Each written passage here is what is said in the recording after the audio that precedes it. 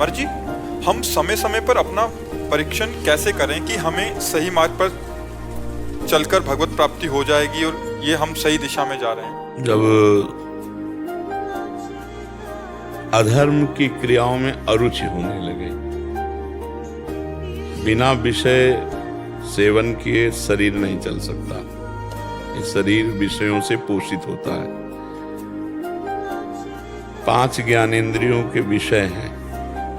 रसेंद्री स्वाद लेती, नेत्रेंद्री रूप का ज्ञान कराती, श्रवणेंद्री शब्द का, त्वगेंद्री स्पर्श का ज्ञान कराती है।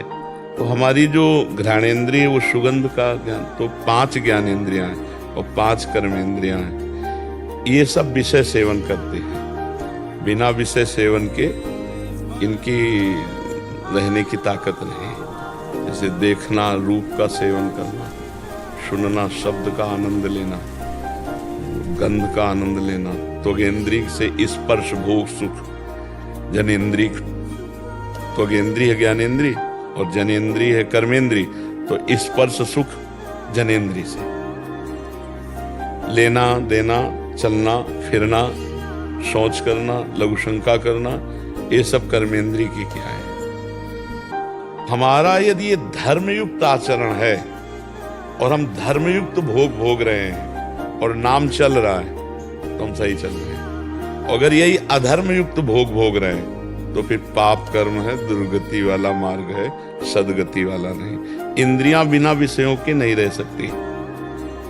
अगर हम नाम जप कर रहे हैं और ऐसी भावनाओं का जो गलत प्रेरणा दे रही हैं उनका शमन कर रहे हैं तो हम अभी चलना सीख रहे हैं। और गलत प्रेरणा आना ही बंद हो गया और निरंतर नाम चल रहा है तो हम भगवान के नजदीक पहुंच रहे हैं। क्योंकि जैसे सूर्य उदय होने के पहले ही अंधकार नष्ट हो जाता है, ऐसे भगवान के साक्षात्कार के पहले ही अज्ञान नष्ट हो जाता है। ये अज्ञान के कारण अधर्माचरण होता है। तो अधर्माचरण से बचना, अधर्माचरण की अंदर से प्रेरणा ना आना या आने पर ना करना, ये सतमार्ग का लक्षण है। ये अंदर से दिखता रहे। कोई जैसे हमको धन दे रहा है और हमसे गलत कार्य करवाना चाहता है, हमारे हृदय में बिल्कुल पाई भर भी असर नहीं हुआ, ना स्वीकार किया, तो आपका हृदय सही चल रहा है। अगर ये हुआ कि यार ये तो आपका हृदय गलत है। जो अधर्म है वो चाहे धन हो चाहे कोई कुछ भी हो, अधर्म शब्द से हमारा मन बिल्कुल अलग हो जाए तो धर्म से चलने वाला मन वो भगवान का प्यारा हो जाता है। अर्थात भगवान उससे प्रेम करने लगते हैं, भगवान उस पर कृपा करने लगते हैं। और जिस पर भगवान की कृपा होती है उस पर विश्व कृपा करता है। जहाँ पर कृपा राम की हुई ता पर कृपा करे सब कोई। तो बस हमको ये देखना, अधर्म से बचना है, गंदे आचरणों से बचना है। जिस हृदय में गंदे आचरण की स्फुरणा भी न हो, अभी तो स्फुरणा होगी, उसे रोका जाएगा क्योंकि साधक है, लेकिन स्फुरणा ही बंद हो जाए, वो बहुत जल्दी भगवान के दर्शन का अधिकारी बनने वाला है। जिसका हृदय निर्मल हो गया, निष्काम हो गया। देखो गोस्वामी जी लिख रहे हैं, जाहि न चाही कबहु कछु तुम सन सहज स्नेह, बसहु निरंतर तासुर शोराउर निज गे। जिसकी सब चाहे समाप्त हो गई है और आपसे सहज में प्यार है, उसके हृदय में आप निवास करो। तो हम नाम जप करें और धर्मयुक्त विषय भोगे, अधर्मयुक्त विषयों से बचे तो धीरे धीरे हम भगवान के नजदीक। देवगन जैसे स्फुरना हो गई, क्रिया में न उतरे, बस तो कोई फर्क नहीं पड़ने वाला। स्फुरना हो, यही तो साधना है। उसको काट के, हाँ, उसको काटना पड़ेगा। नहीं, बिल्कुल नहीं। क्रिया हो गई तब तो भ्रष्ट हो गए, उसी को तो भ्रष्ट कहते हैं। क्रिया नहीं हुई और स्फुरना तो सबके हृदय में। नाम जप से, हाँ बिल्कुल बिल्कुल। और जब हम, जैसे हमारे मन में स्फुरना हुई किसी गलत का, हम जानते हैं गलत है, तो हम उसको करें मरना, बस इतना रोक ले, तो धीरे धीरे अगली बार जब स्फुरना आएगी तो इस बार जो रोका आपको कष्ट हुआ, जलन हुई, उससे कम होगी, फिर अगली बार और कम होगी, फिर अगली बार ऐसे हुआ, फिर स्फुरना खत्म हो जाएगी। पर इसके लिए समय लगेगा, इसके लिए लड़ना पड़ेगा, उसकी व्यथा को, उसके कष्ट को सहना पड़ेगा। मतलब बहुत कठिन है। सामने भोग उपस्थित हो, उसका त्याग करना बहुत कठिन है। बड़े बड़ों के लिए कठिन है, और इसी कठिनता को अगर निकल तो भगवत प्राप्ति सहज हो गई। नहीं तो कहा जाता है ना भगवत प्राप्ति बड़ी कठिन है, इसीलिए कठिन है कि हम अधर्म युक्त भोगों को छोड़ नहीं पाते। मान लो कहीं कोई राजी है किसी भी भोग के लिए और हम निर्णय नहीं कर पाए, और तो फिर हमारी बुद्धि मलिन हो जाए, फिर लगने लगेगा यार क्या भजन क्या साधन, जियो यार मौत से। जैसे एक सज्जन आए थे, वहां बैठे थे, उनका 4 दिन की जिंदगी है, जो मन में आवे सो मौत से जीना चाहिए, पर ठीक है कोई परेशानी नहीं, पर इसके बाद जो परिणाम आएगा, मौज से जीने का परिणाम आएगा, वो बहुत घातक होगा। ये सूत्र बहुत गलत है। नहीं, 4 दिन की जिंदगी संभल के चलो। हाँ, कोई ऐसा पाप ना बन जाए, कोई किसी का मन न दुख जाए, हमारे द्वारा किसी का अहित ना हो जाए। भगवान 4 दिन की जिंदगी है, कलंक रहित जिंदगी जाए, ये सच्ची बुद्धि है। तो खूब नाम जप करना चाहिए, अच्छे आचरण करना चाहिए, और मन में गलत स्फुरणाएं पूर्व संस्कारवश होती हैं, सबके होती हैं, इसका पाप नहीं लगता। कलिकर एक पुनीत प्रतापा, मानस पुण्य हो नहीं पापा, ये मानसिक पाप नहीं लगता, पर क्रिया ना होने पाए, क्रिया हो गई तो फिर गड़बड़। ये बहुत, अब इसके विषय में हमारे दिमाग में कोई ऐसा सूत्र नहीं आ रहा कि कैसे इसको रोका जाए। बस एक ही आता है, यदि आप सहयोग करो तो रोका जा सकता है। मतलब आप अगर सुधरो तो समाज में आप सुधर गए, आप सुधर गए, आप सुधर गए, तो हमारी समाज सुधर जाए। बहुत ऐसी गंदगी फैल रही समाज में, धीरे धीरे भगवान कृपा करे, नहीं तो ये चीज बहुत जोर से फैल रही। जो व्यभिचार प्रवृत्ति है बहुत जोर से फैल रही, जैसे वायरस नहीं होता, ऐसे आप देख लो, सब बैठे हो, इतने लोग वृंदावन में बैठे हो, हर समय दिमाग का कीड़ा कहां जा रहा है, आप भी देख लो, अपने अपने दिमाग का देख लो। अगर थोड़ी भक्ति करते हो तो लड़ रहे हो, और भक्ति नहीं कर रहे हो तो सड़ रहा है दिमाग उसी में, देख लो।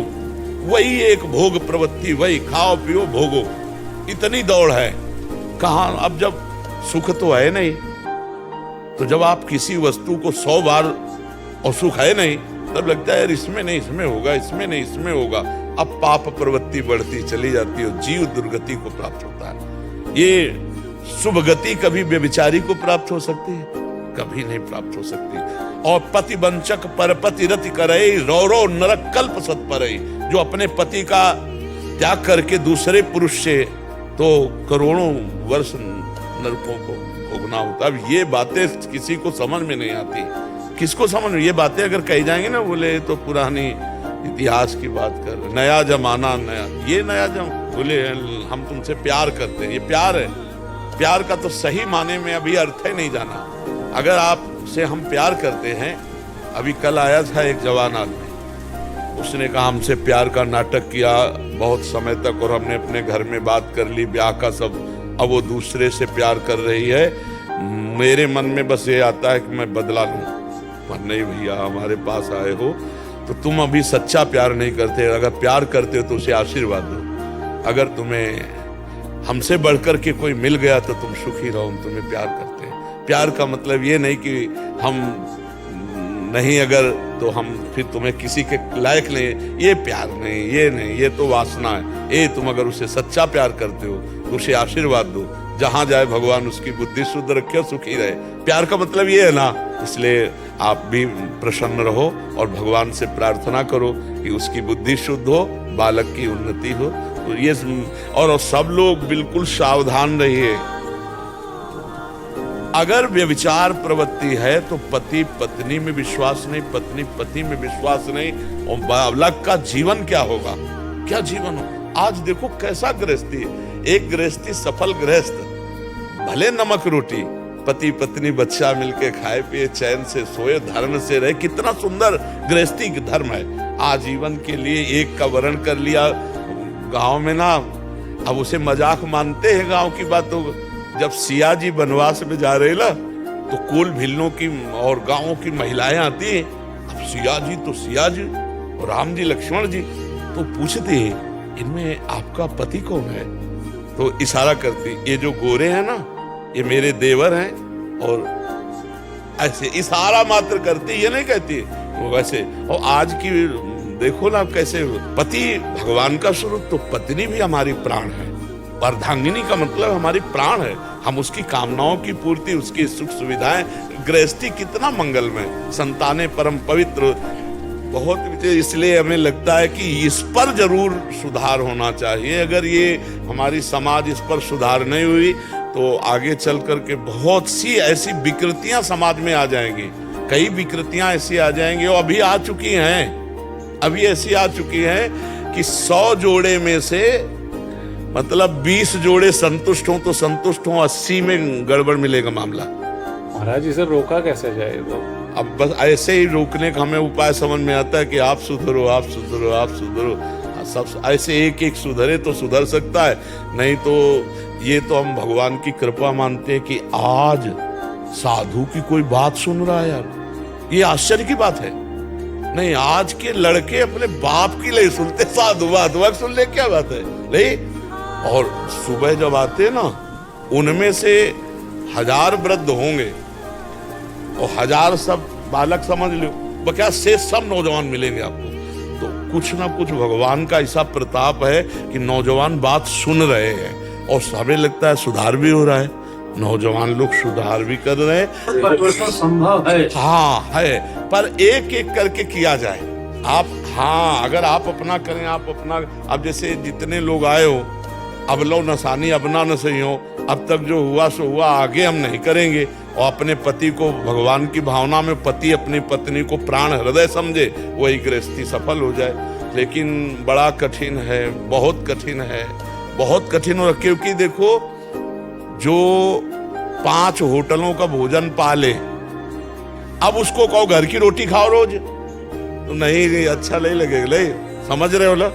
हाँ, घर की रोटी से रसोई, एक रसोई का भोजन अच्छा नहीं लगेगा, क्योंकि 5 ढाबे का वो खा चुका है। इस इंद्रियों को काबू में करो, नहीं तो जीवन बर्बाद हो जाएगा। जीवन को सार्थक करना है भाई। प्यार में सुख है, क्यों? प्यार में सुख, यदि हम आपसे प्यार करते तो देख के सुखी हो जाए, आप आओ आओ आओ आओ, ऐसा लगेगा ना। और अगर प्यार नहीं है, छल है, कपट है, तो चाहे जितना सुंदर कोई रूपवान हो, चाहे रूपवती हो, वो सुख नहीं है। अब हम देख रहे हैं कि जिसको हमारा पति कहा जा रहा है वो कहीं और है, ये कैसे गृहस्थी सुख में होगी। तो हमें लगता है पहले भगवत प्राप्ति तो बहुत दूर की बात रही, पहले हमारी नींव सही हो जाए, हमारे चरित्र सही हो जाए। तो हम सबसे प्रार्थना करते हैं हाथ जोड़कर, जिसके कान में आवाज पड़े, कि आप अपने जीवन को व्यभिचार की अपवित्रता से बचाएं। जब तक ब्याह ना हो ब्रह्मचर्य से रहो, जब ब्याह हो जाए तो अपनी पत्नी का ही भाव रखो, अपने पति का भाव रखो। बकाया ये जो चरित्र चल पड़ा है समाज में, ये बहुत जान घातक, पवित्रता नाशक, स्मृति नाशक और धर्म नाशक, सब नाश ही नाश है। इसमें कहीं भी कोई लाभ नहीं है, पक्का समझ।